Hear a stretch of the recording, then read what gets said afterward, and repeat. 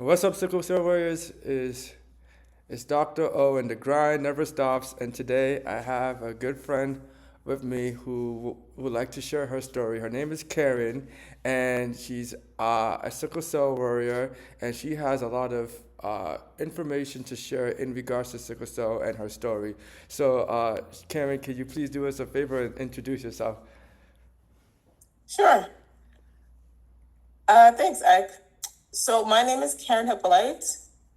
I was born and raised in Brooklyn, but I moved to Boston when I was about 10, and I've been here ever since. Um, I'm the youngest of two. My older brother and I both do not have half siblings. So that's a fun little fact that I like to share. Okay. And my brother is married with four kids and two from marriage. And they actually do live in Boston as well. We all live in Boston still with me, my mom, and my brother. And my dad lives in Long Island, actually. Okay. So, Karen, my question for you is, what is it like living with sickle cell? Can you please describe your experience with it? Well, living with sickle cell is definitely a challenge of strength. I think in my experience, these past 40 plus years living with sickle cell, I've been able to realize how much stronger I am than I thought I was. Growing up as a child, of course, you're unfamiliar with the disease because it's a genetic disorder. And unfortunately, my brother has it too, but it's a good thing he was born first because then my mom was able to prep herself for when she had me. So she already kind of went through the experience. But of course, with every sickle cell warrior, it's a different experience. Um, so for me, I don't know how it was for my brother, honestly, because it didn't seem like he was as sick as I was growing up. But for me, it just felt like growing up with sickle cell disease, I was already an outsider, already stuck out like a sore thumb. There were a lot of things I couldn't participate in, and I didn't understand why. There was a lot of things that I wanted to do, even if at home, even if it was just like, riding a bike or shooting hoops, and I wasn't feeling too well. I just couldn't understand why I couldn't do that. Yeah, I can definitely empathize with you. As a sickle cell, for someone who has sickle cell, it often can feel pretty lonely. And you can kind of feel like you stick out. I know for me, I like to play sports, and in particular, I enjoy playing basketball. And one of the things that made me stick out was like while playing basketball 5 on 5. I would literally be the only person who like just had to stop and take a break, and like everyone would be like, "Dude, like we need 5 people to play," and I'm like, I'm not just gonna like exhaust myself and potentially put myself in the emergency room so we all can play. So that was very embarrassing, but it's something that I had to do often to kind of maintain my health. You did mention something about how it can feel lonely to have sickle cell. Can you talk about like what is it like having a brother who has sickle cell? Because I would imagine, even though that must be tough, I would imagine maybe Dick has some unique conversations that that you could probably have with other people that you can't have with other people that allows you to at least kind of bond over it. I would imagine, right? It was absolutely. My brother and I had an interesting relationship when I was younger. It's grown better, Okay. you know, gracefully these past few years, but despite how much we would argue and bicker as brother and sister, that was the one thing we could always relate to, and that's the one thing that always allowed us to be more sensitive to each other as brother and sister. Mm-hmm. Uh, there were a lot of things, especially I was when I was sick, that we would go through that would just be unsaid. Like we would just know Mm-hmm. and we understand each other as far as that language is concerned about having sickle cell. Mhm. Um, but I feel as though he was also partly an example for me and how to not overdo it Mm. and how to be able to just take care of yourself. Mhm. And, you know, as a kid, you want to just be in everything. And there's a lot of things that we couldn't do. And there was a lot of things that I had the opportunity to get his advice and input about as to, you know, well, maybe you should do that. Or, Mhm. you know, you can do this, but not so much. Or take a break every once in a while. Things like that. So, you know, I thought that was really great benefit to be able to have somebody, especially at the start, because you may know other sickle cell people from hospitals, from different clinics and so on, but having somebody that close and personal to you, know what Mhm. you're going through, that you can't really explain or express outwardly is really beneficial. Yeah, yeah. I can only imagine how great that would be. For me, one of the things about sickle cell is just how lonely it can feel, and how like I think for me, I think I was 25 or 26 once I started to finally garner the courage to finally tell people I have sickle cell. So for me, it was very lonely, and I would literally just keep it to myself, and the only people who knew were my family. And I felt like for my mental health, maybe that wasn't the greatest thing. And now I feel like I have the courage to talk about it publicly, and I feel like the more I talk about it, the better it is for me to kind of just be more at peace with it and not feel stigmatized by the sickle cell. So I think that's good. Another thing I wanted to ask Karen was, for you personally, what is the hardest thing about having sickle cell? Um, well, for me personally, Yeah. if I can get a little, maybe a little too personal, um, as I get older, being a female with sickle cell disease, there are a lot of um, womanly issues that I get Okay. that sickle cell kind of enhances those issues. So, you know, especially for females, our reproductive system is a little bit tricky. Okay. And, you know, going through those times every month for me, as I get older, it's getting a little bit more complicated. Wow. Um, unfortunately, that wasn't always the case, but unfortunately, I think it's because of my age Okay. and because of, you know, like past experiences and stuff like that. Yeah. There are times where I'm having womanly issues and it triggers a crisis. Wow. Or there are times where even if I don't get a crisis, even if it's just like getting up and washing dishes or making something to eat, I literally just can't get up because Wow. my whole body will be okay, but my stomach it feels like it's in a crisis all its own. So Wow. Wow. it's really hard to be able to try to learn to adjust to that Uh-huh. and just try to think of different little tips and tricks to make it a little less painful, a little lighter, a little more easier on myself, so that even if I don't know what's going to happen the next month, I can better prepare myself. Mm-hmm. Wow, thanks for sharing that. That's actually, I was not expecting that answer at all. And I honestly, I've talked to a lot of people with sickle cell. I've never heard that answer before. I didn't, I wasn't, as a man, I can't relate, so I wouldn't know. But I didn't know that sickle cell has that relationship with periods and whatnot. So is it, as you feel like as you've gotten older, it's becoming more complicated? And what in particular are the symptoms? You mentioned like cramps. Is there anything else that you feel like sickle cell kind of causes that makes it worse? Well, before this started, I would get cramps, but it wouldn't be as intense. I Mm-hmm. feel like now that it's getting worse, it feels like the cramps are 3 times as bad as they used to be, Wow. on top of being able to trigger some sort of sickle cell crisis. Wow. So usually when it happens, it's so funny. It's almost like menopause. Wow. It happened for a really short period of time, maybe a couple hours, and my stomach hurt so bad that I can't even stand up. I'm getting all these hot flashes.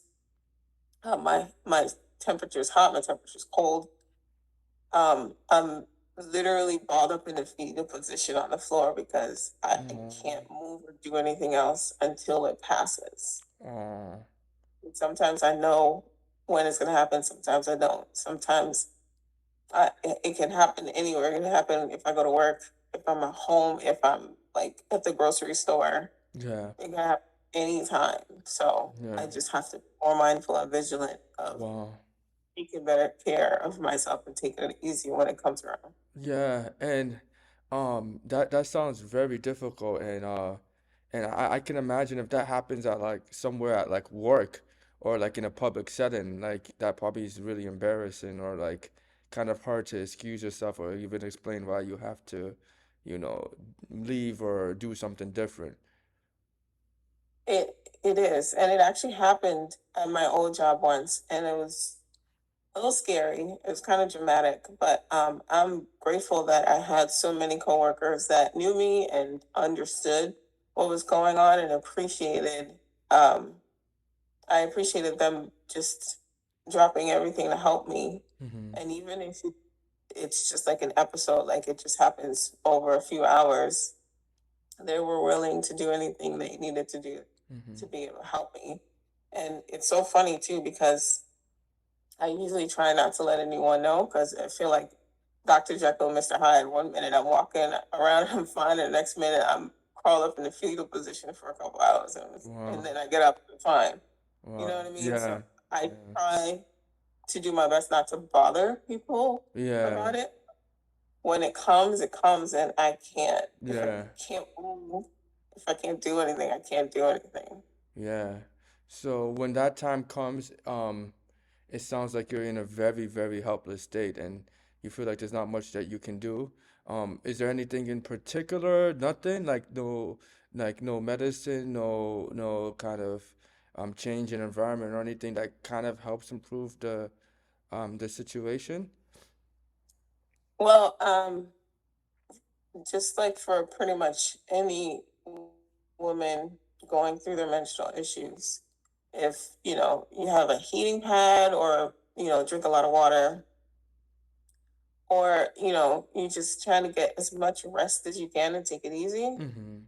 then that might be able to prevent it or at least alleviate some of the pain. Mm-hmm. But to be honest, it's pretty much like sickle cell disease. You just It have comes to and goes. Yeah. get plenty of rest, Yeah. drink a lot of fluids, and take um, any medications that you can to Yeah. pain away until it passes. Yeah. Yeah. Literally Gotcha. nothing I Yeah. can do because I don't know what's going on. Yeah. Yeah. Wow, and that yeah, that sounds real tough, and to deal with that, and now you have to deal with sickle cell pain. I definitely I feel you. So for you, what does sickle cell pain like feel like? Can you describe how the pain feels like? Your like in your experiences with it during a crisis? Well, for me, um, the pain when it starts, it feels like a million needles poking your skin from the inside Mm-hmm. every millisecond. Like you don't know what's gonna happen, where it's gonna land, if it's gonna be the strongest or the worst until it does. And when it does, it's like every single one of those needles just gets you at one specific area of your body at the same time. Mm-hmm. And by then it feels like a knife or something just repeatedly stabbing you. Yeah. Sometimes it takes away from your concentration to be able to breathe normally. Yeah.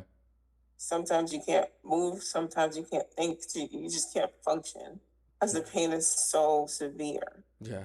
And I've noticed as well, getting older, the older you get, the more the pain progresses, and more severe it becomes, the more severe it feels. Mm-hmm. And actually, on the positive side of that, when you do go through that crisis, Mhm.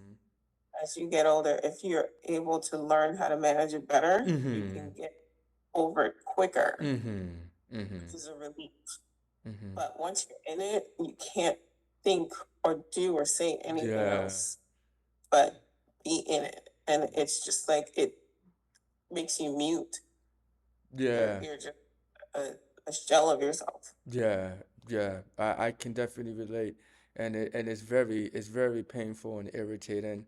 Like you said, yeah, I often describe it as like a bunch of needles just kind of going inside you, and there's like nothing you can do, and like it's weird because it's internalized, so it's not like you got shot or like anyone can kind of see where the pain is. It's just kind of inside you, and you're just kind of going through it.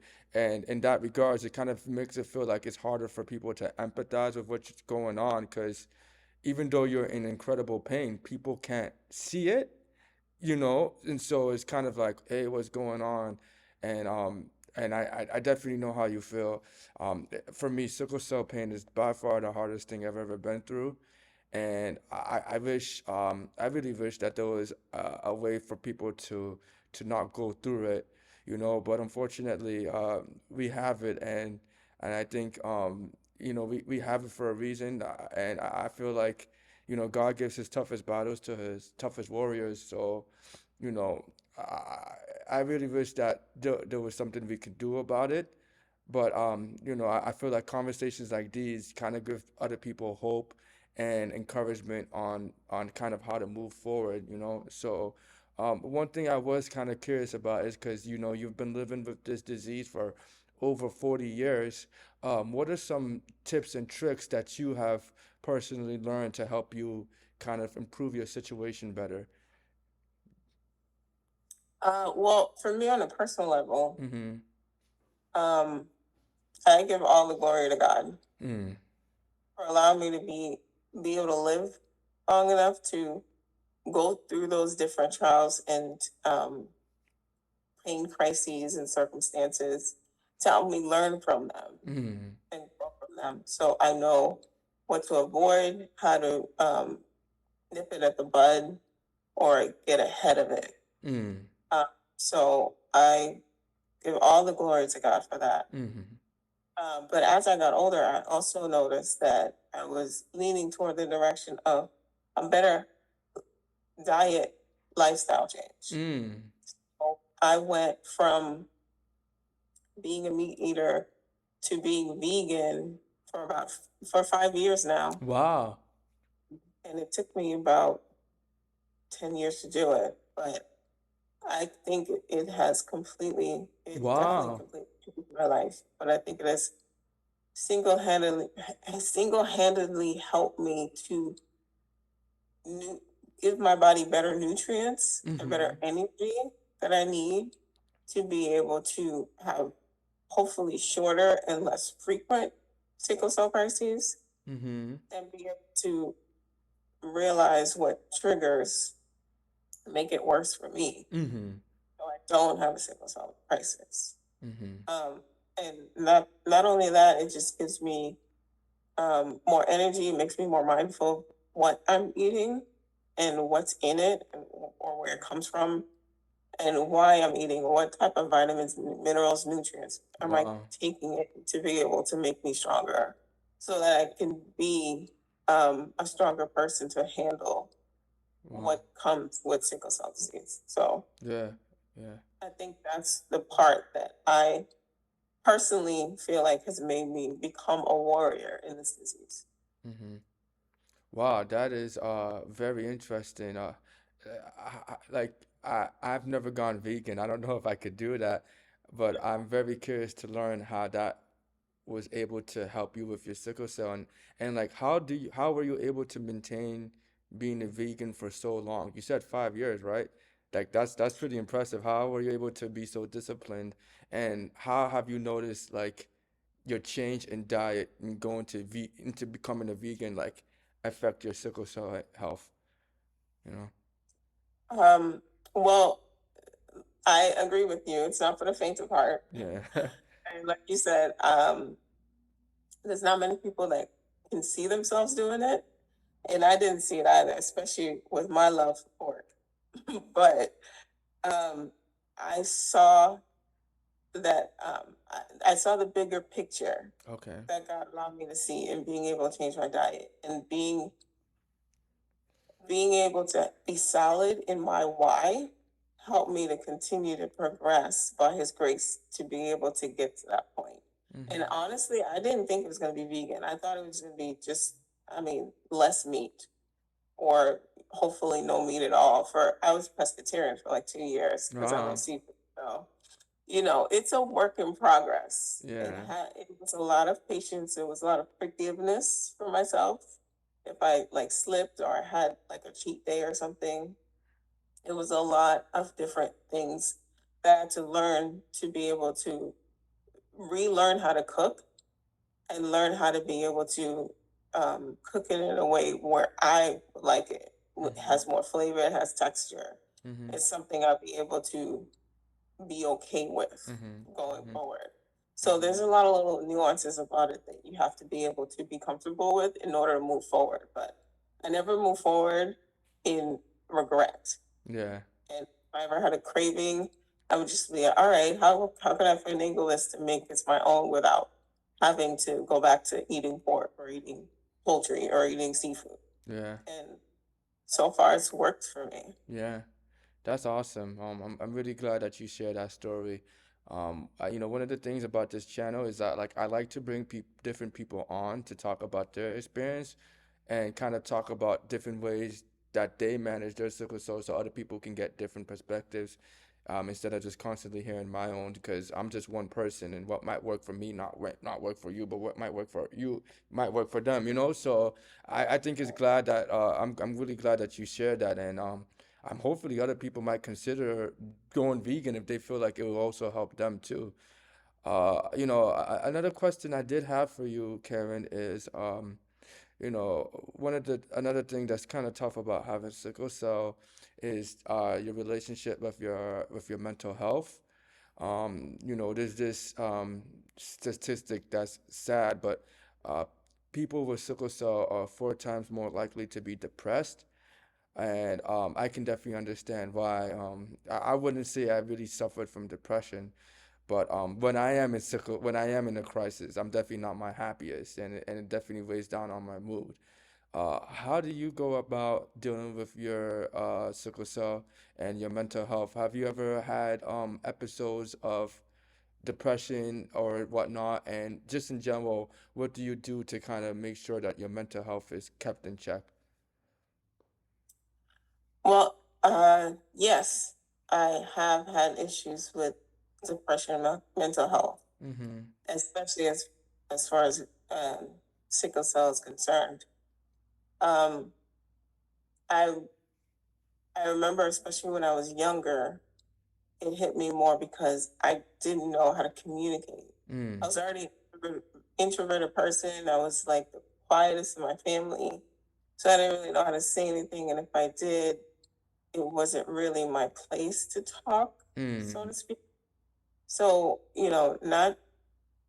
not being able to show what you're going through and not being able to say what Mm. you're going through keeps everything internal. Mm. Always in my thoughts. Yeah.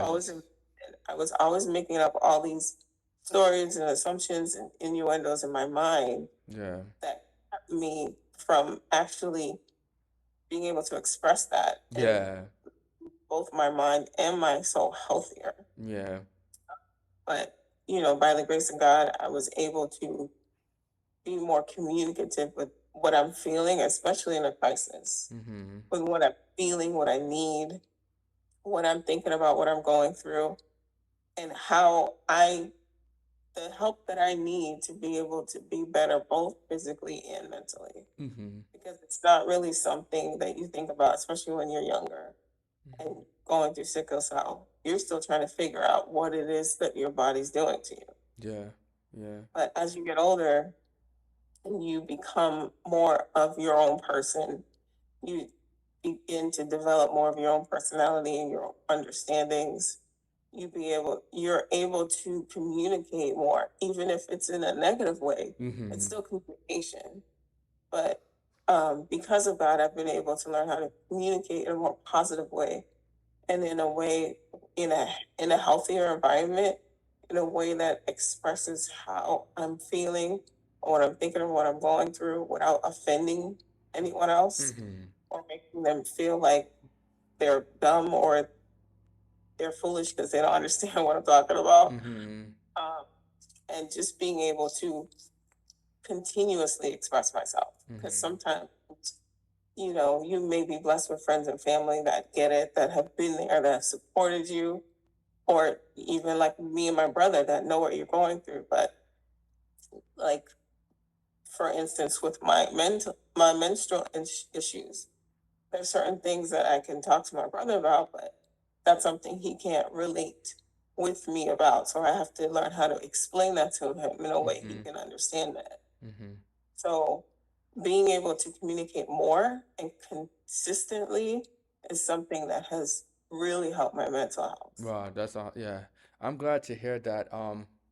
Yeah, I feel like one of the, and I can relate to because I'm pretty introverted and independent, and I feel like a lot of the issues that come with mental health are the wandering thoughts that just kind of keep burdening you, and you kind of just get real anxious and you think about stuff that are not even true or of the past or just not beneficial to you, and I feel like being able to talk to people about it and just kind of explain what you're going through. Like even right now, I feel like it's therapeutic and always helpful. I definitely empathize with that, and I'm glad that you were able to share that. It's kind of part of the reason why I started to bring the courage. I made the courage to start talking about it publicly and to other people because I was tired of leaving something so pivotal to me, and not actually being able to talk about it. They say that like sometimes what makes people feel lonely is not the fact that they're actually alone, is that they can't talk about stuff that is truly important to them, and that's what's causing loneliness. It doesn't even have to be with sickle cell; it can be anything. If you're kind of in a room full of people and you want to share something, but that's very dear to your heart, but no one's gonna listen or understand, that's really what causes loneliness. I feel like, and I'm really glad that you were able to do that. I was curious to follow up on your like experience. What does your support system look like, and how have they been able to help you with your sickle cell journey? Um, well, right now, my support system is amazing. Oh, that's awesome. Yeah. Uh, living and growing up as a child and moving from house to house, I never really got to be able to keep many friends. Mhm. Um, I was able to make friends quick, but by the time I got to know them, it was already time to move on to the next location. So that started to become a little daunting on me as well, on top of everything else. But now that I'm pretty much in the same place for a while, I'm more stable. I'm more grounded where I am. I'm able to be able to sustain friends, especially friends from the past, which help because they've known you longer. You can talk and relate to them more, and they're able to understand better because they've already experienced it with you.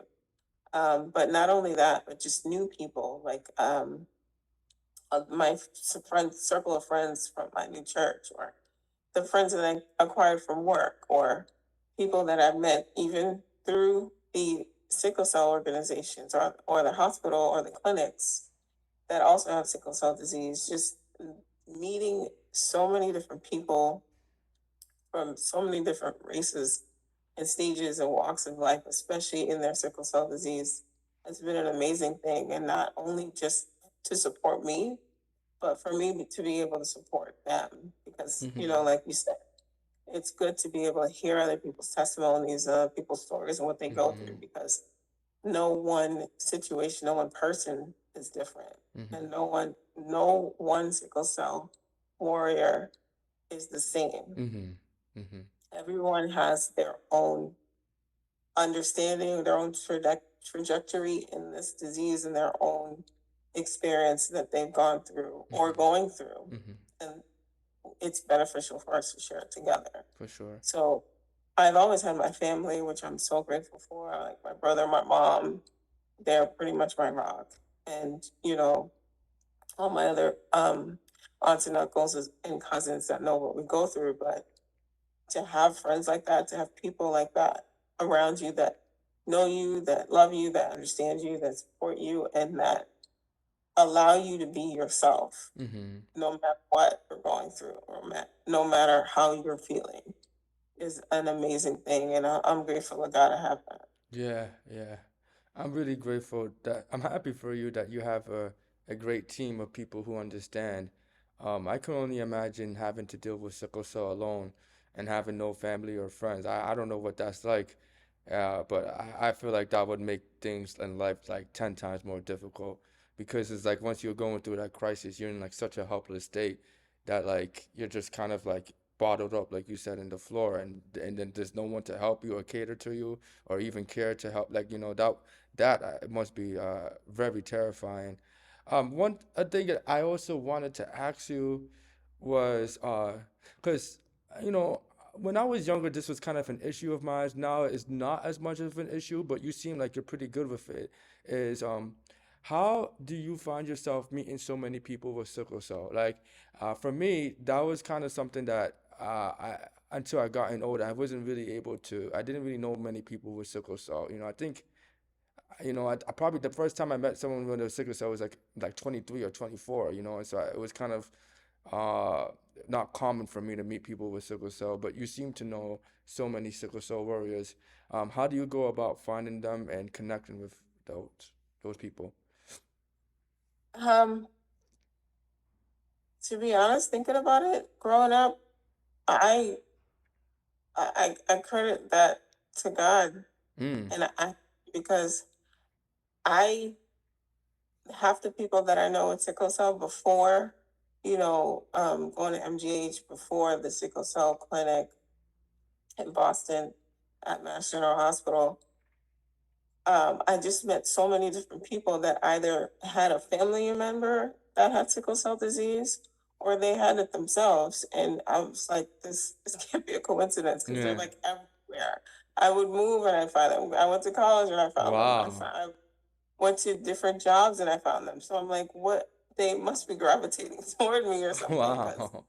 everywhere I went, I found someone or that had sickle cell, or at least one person removed from Yeah. someone that had sickle cell.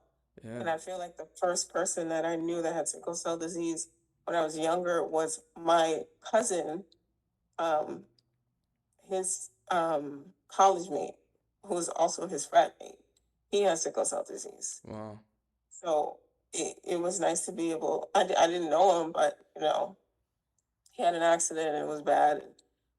We were able to talk and relate on his sickle cell level about what he was going through. And we became friends. And then I went to, I worked at State Street and I met one of my coworkers whose mom had sickle cell. And we're still good friends. And I'm cool with her mom too. And just being able to see from that perspective of someone that's older and has beaten the stigmatism from the Hmm. past of, oh, you're not going to live to see 30. Yeah. That sickle cell disease, oh, it's going to get worse and you won't have any quality of life after a certain age with sickle cell disease. Just being able to meet her and see that she broke all those stigmas was Yeah. just amazing to me. Yeah. So I, I can't I can't say that I went looking for them or Yeah. seeking them out because sickle cell was something that I thought only me and my brother knew. Yeah. So I definitely credit that to God. Wow, that's awesome. Yeah, my experience when I was younger wasn't really quite the same, and I grew up in Boston too. Um, I think when I was in the emergency room at Boston Medical Center, every once and then I would come across other warriors, but I never really connected with them deeply until I met this one person, and he actually lived right next to me, so that was very refreshing, and then we became really good friends. But I feel like maybe it's just me. I feel like the stigma of sickle cell kind of prevents other people from talking about it. So I always felt like I probably did know people who had sickle cell, but didn't even mention it themselves, and I felt like I never really had that much of an opportunity to meet people with it. I do feel like ever since I started talking about it myself more, I also started to kind of gravitate and have more people come to me about it. And so that I feel like once I started sharing my story, others started sharing theirs with me, and then that kind of gave me the opportunity to connect. Um, but I always one I do have this interview has been great, Karen, and I'm really glad that you're sharing. And I do really want to because throughout this interview you've been mentioning God, and I really just want to ask you, how has your relationship with God helped you with your sickle cell? What is it about God that really allows you to kind of have peace with your sickle cell and keep pushing forward? Um, I don't know any better way to answer that than God. God. He is Lord Yahweh Almighty, the great I am, Yeah. and everything is under his control. Everything is under his command. Yeah. So if it wasn't for him, I don't even think I'd make it this far because he called me at a time where I was in the hospital, in crisis, in a situation where I thought I was going to die. Mm-hmm. And if it wasn't for him, I probably would have died not knowing him. Yeah. And I'm grateful that God saved me and he blessed me to learn how much more and how much stronger I am despite this disease. Yes. And I know there's a lot of people that may think, oh, well, you probably have this disease because of God. And, they would be right because I do, because He is in control of all things and He made us and created each and every one of us. Mm-hmm. But I feel like if I now, knowing what I've known and been through now, if I didn't have this disease, I don't know. I don't think I would know how strong I truly am Mm-hmm. compared to people that don't have this disease and are quote unquote normal and healthy. And, me being as shy and as timid and as introverted and scared as I am, just not going for things because I don't think I have enough strength or I have enough knowledge or I have enough whatever. Mm-hmm. But with sickle cell, it makes me, God allows me to see that I am not my sickle cell disease. It doesn't define me, but it makes me stronger because I'm able to persevere by His grace Mm-hmm. despite having the disease. Yeah, that's beautiful and well said. And I just want to say I really admire like your faith and your ability to let go and let God do the work. I think it's really inspiring, and I think your ability to just kind of let go of control and just believe that everything that's happening is happening for you, not to you. So I just want to applaud your faith, and I'm definitely working on increasing my faith as well in my relationship with God because I feel like through Him, He allows me to do a lot of great things. So I don't want to take that for granted as well. Well, Karen, it was great interviewing you and learning about your story. Do you have any last words for Sickle Cell Warriors, or would you like anything to share or promote about yourself, or just anything before we end? Well, thanks, Ike. Yeah. First of all, I'd like to say thank you so much Uh-huh. for um, the humble request for me to interview with you. I think, as you know, I've been sharing your content on my social media and I've been trying to spread the news and the understanding about sickle cell disease or any stigmas that may be out there. So, you having this platform and being able to share your knowledge and other people's testimony is a blessing and a true testament to your passion as a person that is not only a sickle cell warrior but fights to help and support sickle cell warriors out there that may not be as well equipped. And I thank you for that. Thank you for this platform. I thank you for all the sickle cell warriors and non sickle cell warriors out there. It will help. And I hope to share this with so many people and so much more of your content. Thank you so much. Oh, you're welcome. Thank you. Um, I also wanted to share how grateful I am to God that um, even though I'm not where I want to be, even though I still have sickle cell disease, I don't I don't blame that on anyone, Hmm. and I don't put that burden on anyone because I don't want that burden on myself. Hmm. And the reason I say I have the disease, but I'm not the disease, is because, like you said, there's a lot of people that have a lot of sickle cell warriors, I should say, that have that stigma or that embarrassment of having sickle cell disease, and it's something you can't really show or express to people how it affects you negatively in so many different ways, mentally, physically, emotionally, and the like.